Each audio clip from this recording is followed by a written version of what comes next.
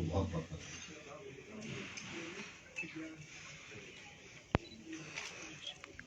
मित्रों, भारतीय जनता पार्टी ने लोकसभा के चुनाव की दृष्टि से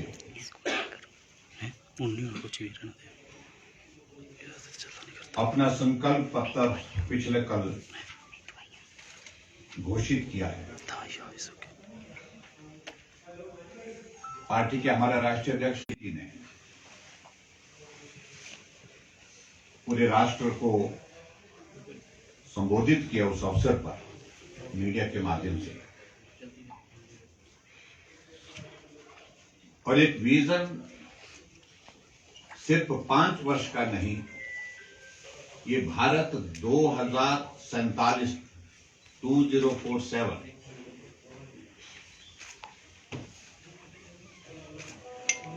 किस प्रकार से दुनिया के सामने खड़ा हो, किस प्रकार से दुनिया के सामने अपने लक्ष्य को हासिल करे, और जो लक्ष्य है उसको आदरणीय प्रधानमंत्री ने बहुत विस्तार से सबके सामने रखा है, और जिसमें 15 लाख से ज्यादा सुझाव पार्टी के पास पहुंचे, जिसमें 4 लाख नमो ऐप के माध्यम से और 10 लाख वीडियो और अन्य दूसरे उनको संकलित भी किया, और पार्टी के नेतृत्व के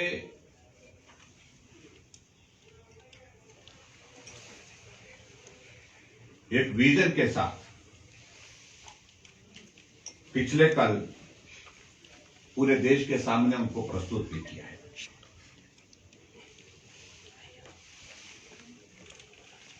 मित्रों, हमारे लिए बहुत सौभाग्य की बात है कि भारतीय जनता पार्टी एनडीए की सरकार ने आदरणीय नरेंद्र मोदी जी के नेतृत्व में 1 दशक पूर्ण किया है, और 1 दशक के बाद दूसरे दशक की दस्तक भी हम साथ दे रहे हैं। एक मजबूत नेतृत्व की आवश्यकता इस देश को जो लगती थी, उसकी पूर्ति भारतीय जनता पार्टी के हमारे नेता आदरणीय प्रधानमंत्री नरेंद्र मोदी ने पूरी की है, और 1 दशक के बाद पूरा राष्ट्र इस बात को अनुभव कर रहा है कि अभी भी इस मजबूत नेतृत्व की आवश्यकता देश को है, देश को आगे बढ़ाने के लिए है।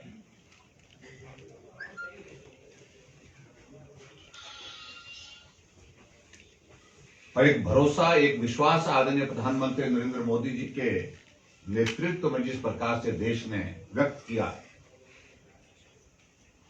स्वाभाविक रूप से उस भरोसे को आदरणीय प्रधानमंत्री जी ने कभी टूटने नहीं दिया है।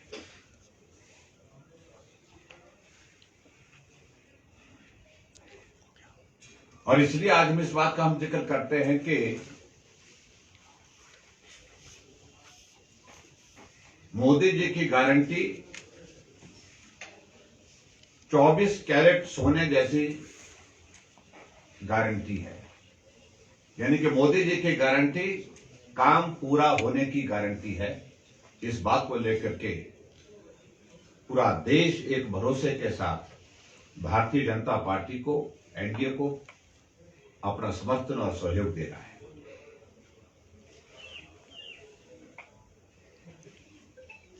- 2019 के संकल्प पत्र में कुछ बातों का जिक्र हुआ था, और उनमें से अधिकांश चीजों को पूरा करने की दृष्टि से आदरणीय मोदी जी की सरकार आगे बढ़ी है, सफलतापूर्वक उनको पूरा किया है। चाहे हम धारा 370 की बात करें, चाहे हम नारी शक्ति अधिनियम की बात करें, जहां 33% आरक्षण की व्यवस्था की गई,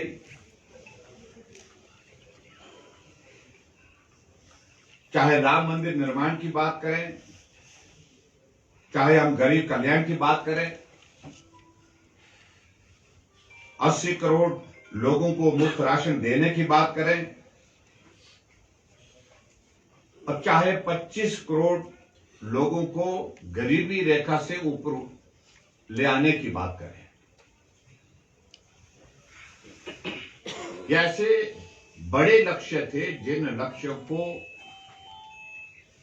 आदरणीय मोदी जी के नेतृत्व में हमने सफलतापूर्वक पूर्ण किया है।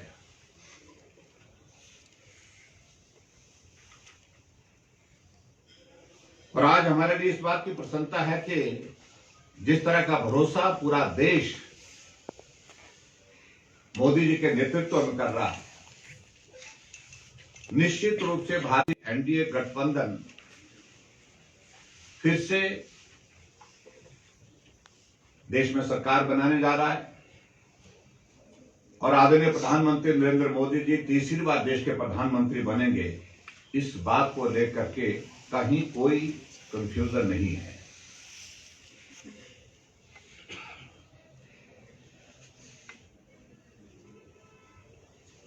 मैं घोषणा पत्र के जो हमारा जो संकल्प पत्र है उसके मैं कुछ बिंदुओं पर ही ध्यान में आपके लाना चाह रहा हूं, प्रमुख रूप से, क्योंकि आज का विषय मेरा बहुत स्पेसिफिक है। सबसे पहली बात तो जो 80 करोड़ लोगों को मुफ्त राशन देने की व्यवस्था आदरणीय प्रधानमंत्री नरेंद्र मोदी जी ने की, उस व्यवस्था को भी आने वाले समय में जारी रखा जाएगा। इस बात का भी हमारा एक कमिटमेंट है, यह आदरणीय प्रधानमंत्री जी ने कहा है।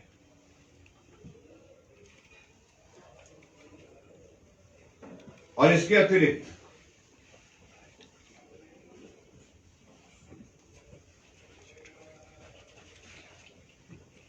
आयुष्मान भारत के अंतर्गत जहां को 5 लाख रुपए का हेल्थ कवर पूरे देश भर में गरीब लोगों को अपने इलाज के लिए मिलता है, उसमें एक और चीज को अब की बार जोड़ा गया है संकल्प पत्र में। 70 साल की आयु से ऊपर के सभी बुजुर्गों को उसमें शामिल किया गया है, जो पहले एक क्राइटेरिया के अंतर्गत उसमें शामिल नहीं हो पा रहे थे।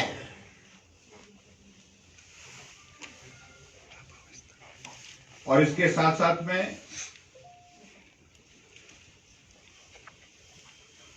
इस स्कीम के अंतर्गत जो ट्रांसजेंडर, उनको भी इस स्कीम के अंतर्गत शामिल किया गया है। ये 2 नई एडिशन जो आयुष्मान भारत के अंतर्गत की गई है।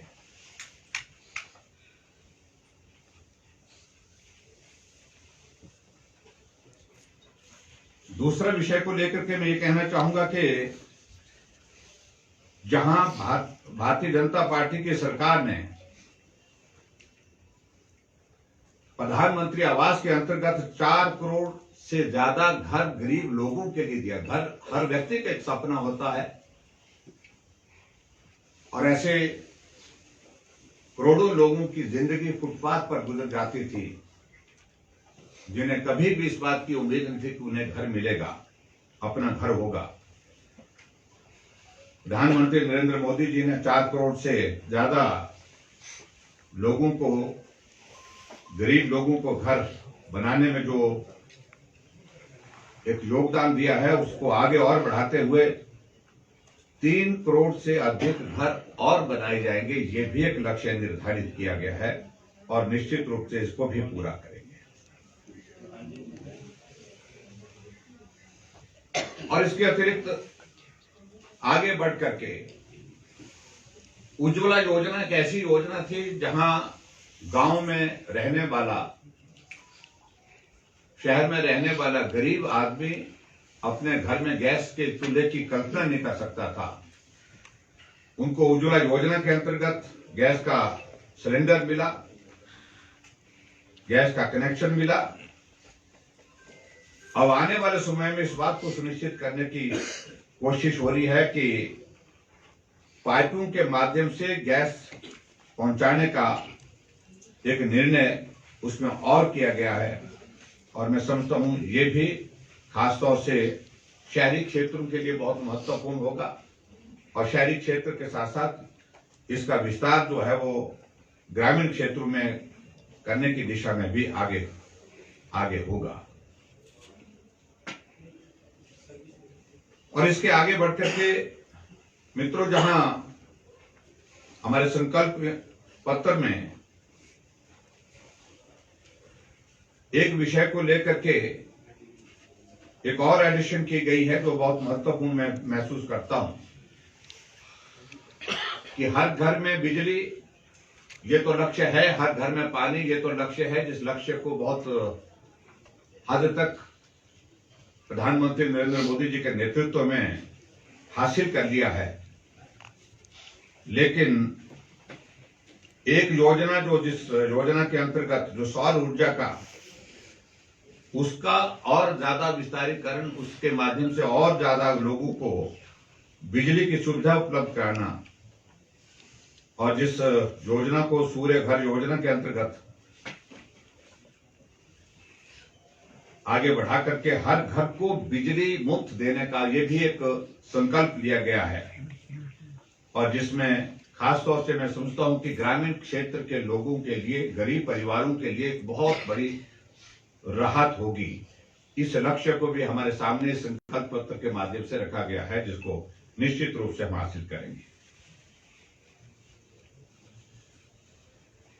मुद्रा योजना का दायरा बढ़ाया गया है और मुद्रा योजना का दायरा बढ़ाने के साथ साथ में उसमें जो हमारे दिव्यांग हैं उनको प्रधानमंत्री आवास योजना के अंतर्गत प्राथमिकता दी जाएगी, ये भी उसमें तय किया गया है।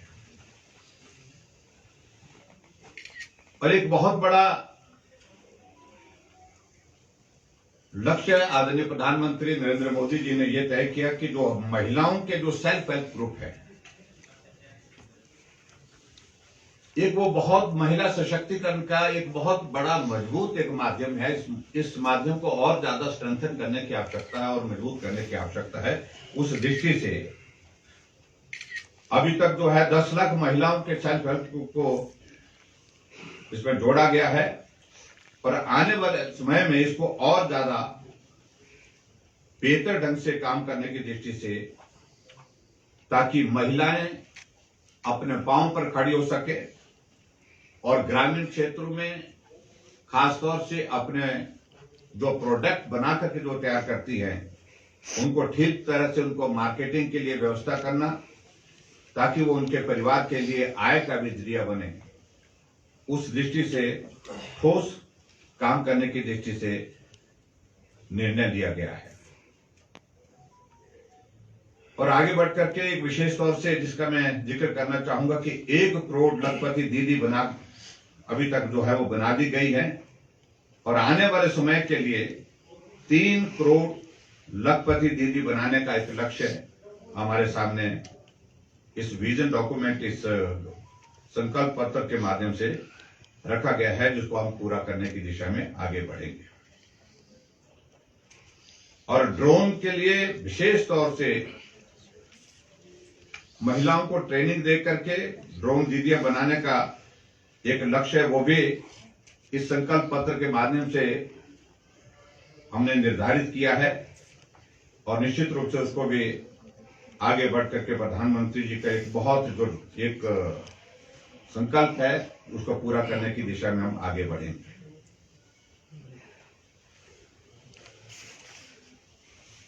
मित्रों, इसके अतिरिक्त जहां प्राकृतिक खेती को बढ़ावा देने की बात कही गई है और प्राकृतिक खेती के साथ साथ में ग्लोबल न्यूट्रिशन हब भारत बने और उस दृष्टि से श्री अन्न योजना के 2 करोड़ किसानों को लाभ पहुंचाने की दृष्टि से ये भी एक योजना जो है इस संकल्प पत्र के माध्यम से हमारे सामने रखी गई है। निश्चित रूप से इस पर भी आगे बढ़कर के काम करेंगे। पर्यटन की दृष्टि से खासतौर से जो हमारे हिमाचल प्रदेश के लिए बहुत ही महत्वपूर्ण है, जो हमारे ट्राइबल के इलाके हैं उनमें होम स्टे और ज्यादा बढ़ाने के लिए योजना बनाई जाएगी। पूरे देश भर में जो ट्राइबल के इलाके हैं सब में, उसमें निश्चित रूप से हिमाचल प्रदेश को भी उसका लाभ होगा। और ऐसा हम मानते हैं कि हिमाचल एक पर्यटन की दृष्टि से दुनिया के मानचित्र पर अलग पहचान के साथ है, तो इस योजना का हिमाचल प्रदेश को भी बहुत बड़ा एक लाभ होगा। जहां टूरिज्म को बढ़ावा देने की बात कही है, होम स्टे की मैंने बात कही है, सोशल इंफ्रास्ट्रक्चर, डिजिटल इंफ्रास्ट्रक्चर और फिजिकल इंफ्रास्ट्रक्चर, ये सारी चीजों को लेकर के स्ट्रेंथन करने की दृष्टि से भी हमने निर्णय किया है। हमारी पार्टी के नेतृत्व ने उस पर भी आगे बढ़कर के काम करेंगे।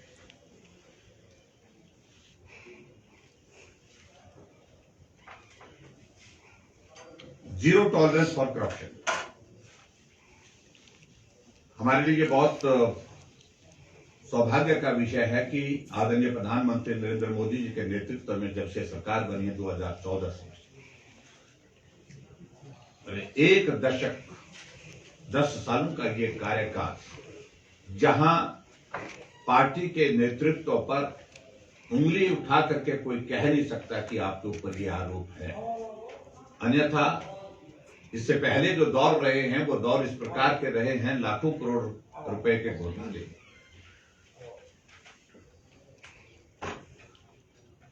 पार्टी में जो सत्ता थी उस वक्त बड़े बड़े स्कैम, जिनका मैं समझता हूं कि उसकी आवश्यकता नहीं मैं उनका जिक्र करूं, लेकिन 10 वर्षों से भारत के अंदर कोई भी इस प्रकार का स्कैम नहीं, कोई भ्रष्टाचार का आरोप सरकार के नेताओं के ऊपर नहीं है। ये एक बहुत लंबे अंतराल के बाद इस परिस्थिति को पूरा देश देख रहा है। गुड गवर्नेंस के सिलसिले में कहा कि और ज्यादा बेहतर ढंग से काम करने के लिए प्रयत्न करेंगे, और जो पेपर लीक के मामले में भी कहा कि कठोर नीति बनाएंगे, कानून में प्रावधान करेंगे और जो दोषी लोग इस प्रकार के होंगे उनके खिलाफ सख्त कार्यवाही हो, उस बात को सुनिश्चित करेंगे। एक बहुत महत्वपूर्ण जिक्र इस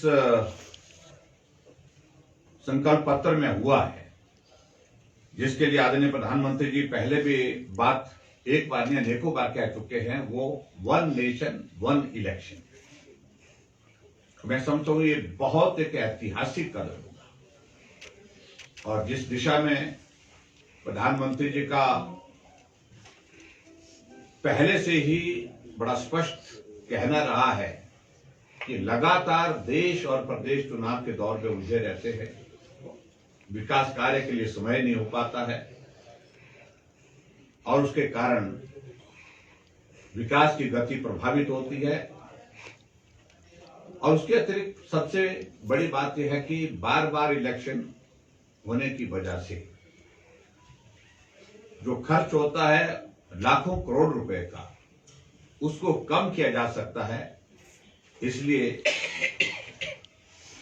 आदरणीय प्रधानमंत्री जी ने इस बात को पहले भी कहा है, लेकिन अब की बार ये हमारे संकल्प पत्र में पहली बार इसका जिक्र हुआ है कि 1 नेशन 1 इलेक्शन की दिशा में भी हम काम करने की कोशिश करेंगे। यूनिफॉर्म सिविल कोड को लागू करने का हमारा संकल्प है, और इसी तरह से भारत 2004 से 2014 तक दुनिया की 11वीं अर्थव्यवस्था रही, लेकिन 2014 से 2024 तक भारत विश्व की 10वीं से 5वीं अर्थव्यवस्था बनी, और आने वाले समय में 5 वर्षों में इस बात को सुनिश्चित किया जाएगा कि भारत दुनिया की 3री अर्थव्यवस्था बने, इसके लिए काम करें। मित्रों, कुछ पॉइंट्स हैं जिन पर मैंने अपनी बात कही, तो हमारा संकल्प पत्र का हिस्सा है। प्रमुख रूप से मैं उन बातों का मैं जिक्र करने का मैंने प्रयत्न किया है। और मुझे इस बात की खुशी है कि सबसे बड़ी बात यह है कि सभी राजनीतिक दल चुनाव के दिनों में अपना घोषणा पत्र, विजन डॉक्यूमेंट, गारंटी का जिक्र करते हैं, लेकिन भारतीय जनता पार्टी का संकल्प पत्र ये मोदी जी की गारंटी का पत्र है। और मोदी जी की गारंटी का अभिप्राय यह है कि काम पूरा होने की गारंटी, जिस पर भरोसा देश को है और जिस पर विश्वास देश को है।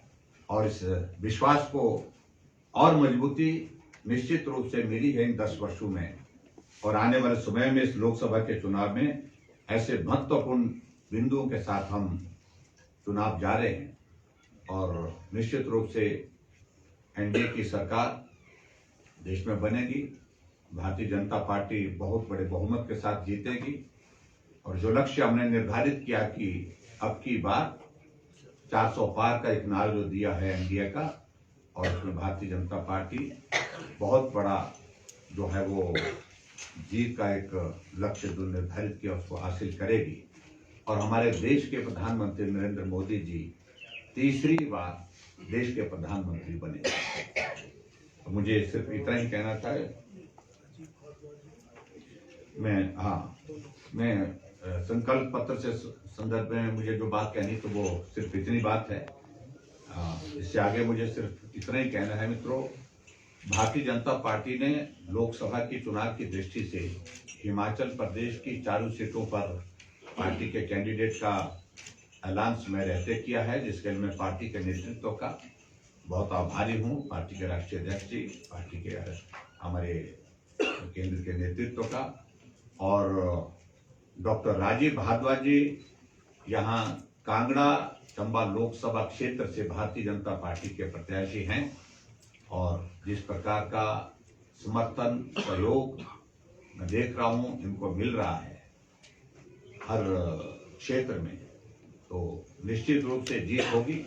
आप सबकी भी शुभकामनाएं इनको मिलेगी, ऐसा मुझे पूरा भरोसा है। और एक और अलग परिस्थिति हिमाचल प्रदेश में आई है कि अब की बार लोकसभा के चुनावों के साथ साथ में 6 विधानसभा के उपचुनाव भी घोषित हुए हैं। और संभावना ये लगती है अगर 3 उपचुनाव जहां निर्दलीय विधायकों के अभी त्याग पत्र स्वीकार नहीं हुए, अगर वो भी स्वीकार होते हैं तो ये 9 उपचुनाव होंगे। लेकिन फिलहाल जो 6 उपचुनाव घोषित हुए हैं उसमें धर्मशाला जो उसमें शामिल है, उसमें सुधीर शर्मा जी हमारी पार्टी के यहाँ से प्रत्याशी हैं। और निश्चित रूप से लंबे समय से धर्मशाला में आप एक चुने हुए प्रतिनिधि के नाते अपना काम करते रहे हैं और धर्मशाला के विकास में आपका एक बहुत बड़ा महत्वपूर्ण योगदान रहा है।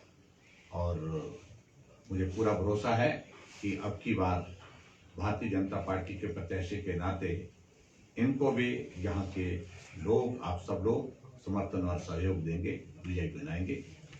आप सबका बहुत बहुत धन्यवाद। सर विपक्ष ये आरोप लगा रहा है कि आपका जो संकल्प पत्र है उसमें महंगाई और रोजगार पर जो है वो कोई बात नहीं की गई है, क्या कहें?